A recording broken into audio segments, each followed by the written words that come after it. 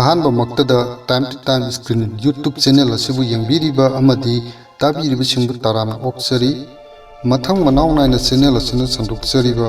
Malemsida thokkhiba asengba aki tungjunglaba thoudok kaya yumpham oiduna Waridubu mayamda lijaba asida mayamna Loiba phaobadang tabinaba amadi channel asibu support tobinaba mayamda haijari Soikhi lankiba kaya yaurabasu mayamna ngapigani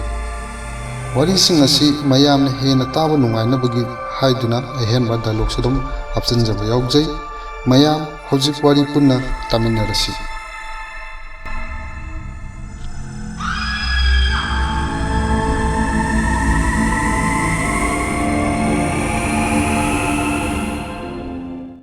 mayam ngasigi wari asigi mamingdi Pothaba Phangdraba Sarugi kok Tumba Joel Kilner hairiba British doctor asa koki Tumba saru singbu tachin khomjinjaba haibasina mahak masagi oina yamna nungai penjaba haibudu oiram mahangna madu phajana sit nana langna takhoktuna ananba phajaraba ebony box singda haptuna mahaki ka aduda leiteng oina khinduna thamjaram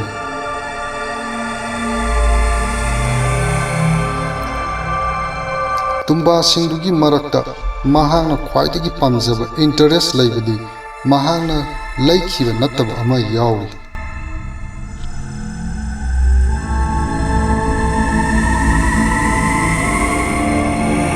Madu mahangna 1870s ki matamda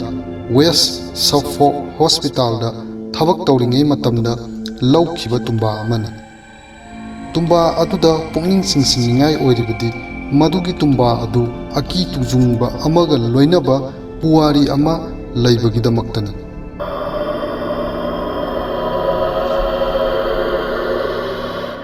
tumba adu sahi kulumdoi suraba William Cordor kauba mihatpa amagini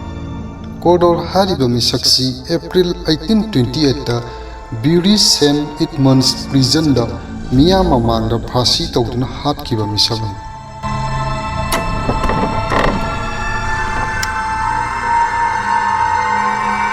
mahangna yam nungaitaba phattaba thoudok ama oina Maria Martin kaubi nupi amabu Red Barn hariba jagajida tamthina hatkibagidamak serak oina phasi tawkhibani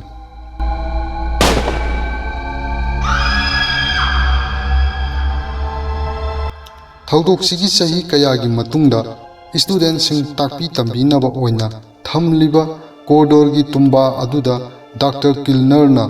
yamna kalakpa mijeng changlami amadi pamlami ai masigi tumba sa onthongna pamkhrera ai masi upai ma tawduna lawdu yati doctor duna khalam adudagi ti nongma ahing amada mahangna mado huralami aduga mahaki mayumna thamliba utliba atei atei tumba singdugi marakta madusu yawhallam Ikhang khangawdana doctor dugi punsidu mangnangum akiba thoudok thokpa horaklam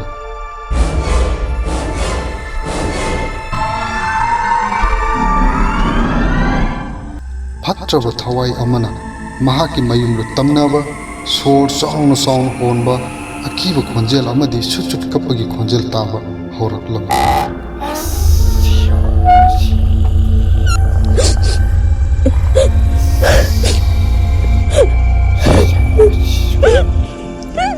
Loisilakpada yamna mapangal leiraba angauba khut amma thoraklam Maduna malangda tawduna leiramlaga tumba adubu hapliba upudo thugairam kaino tawrijidi aibu mangna tabamla bhap tadrene doctor ado yamna ki tungjungba phoram Madudagidi madu mahangna mamanaba amada muk sinaram adubu chap manaba thoudok singdu tholam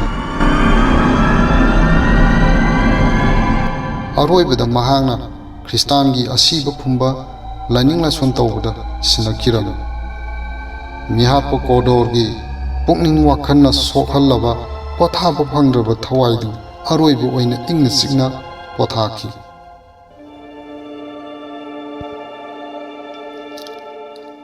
masina ngasigi oina mayamda tahanjariba warisi mayamna wari sibu like share amadi comment tawbiramu amadi hana channel asibu subscribe tawdriba singna subscribe tawbiramu amadi bell icon adu busu nambiramu mathangda anawba wari ama puduna mulaksage madu phaobadang di mayamna ngaibiramu ngasigi oina di mayam kainarasi